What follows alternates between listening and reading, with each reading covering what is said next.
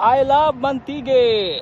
What to expect in Mantigi Island? Ang Mantigi Island Camiguin ay isang protektadong marine sanctuary na ipinagmalaki ang puting buhangin, malinaw at bluish na tubig at makukulay na coral reefs.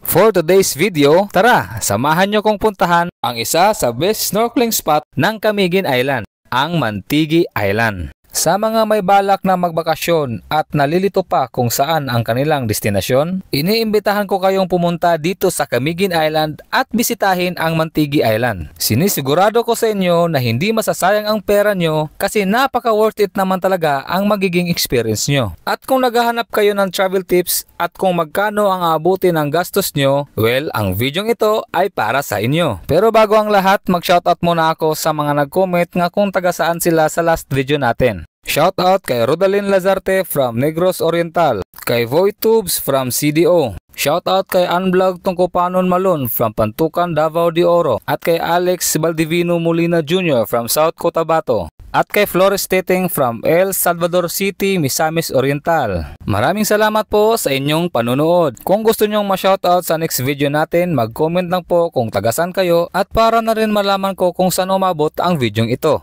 Ang Mantigi Island is located in Mahinog, which is 3.5 kilometers off mula sa east coast ng Camiguin Island, na may travel time mula 20 to 25 minutes. Sa mga panahong ito ay wala pang mabibili na pagkain sa Mantigi Island, kaya mas mainam na magdala kayo ng sariling pagkain gaya ng ginawa namin. Mula Mambahaw papuntang San Roque Port, Mahinog ay may travel time na 30 minutes na nagkakahalaga ng 150 to 200 pesos kung magta-tricycle. At para makatipid, meron ding shared van for only 40 to 50 pesos. Itong sa amin guys ay medyo napamahal kami ng gastos kasi mismong sa Unwind Boutique Hotel kami nagrenta para sa Mantigi Island tour namin na nagkakahalaga ng 11,000 pesos. Maiba muna tayo guys. Sa kasalukuyan ay ginagawa pa ang Mantigi Island Nature Park na nagkakahalaga ng 88.8 million pesos na sinimulan last year January 26, 2024. Balik na tayo sa travel tips. Pagkadating nyo sa San Roque Port ay makikita nyo ang maliit na tourist office at doon na kayo mag-book ng inyong Mantigi Island Tour. Ang service boat ay nagkakahalaga ng 750 pesos na may maximum capacity of 6 people. At kung nag-solo travel lang kayo o di kaya dalawa o tatlo lang kayo guys, pwede kayo maghanap ng maging kagrupo nyo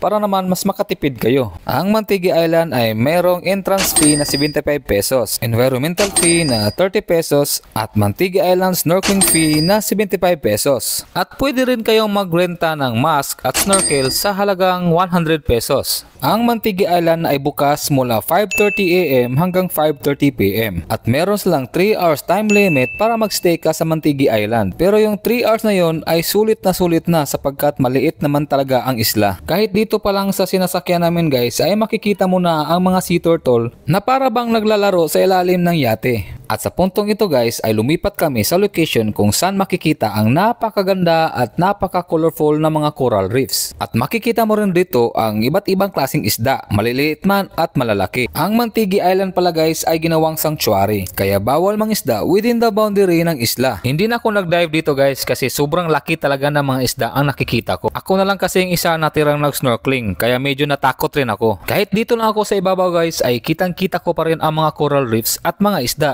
Sobrang ganda talaga guys. Manghang-mangha ako sa natural na ganda na likha talaga ng Diyos para sa atin. Sayang talaga guys at nasira yung action cam ko kaya wala akong maipakita sa inyo na under the sea videos. Hanggang dito na lang guys. Huwag kalimutan mag-follow, mag-like, mag-comment at mag-share.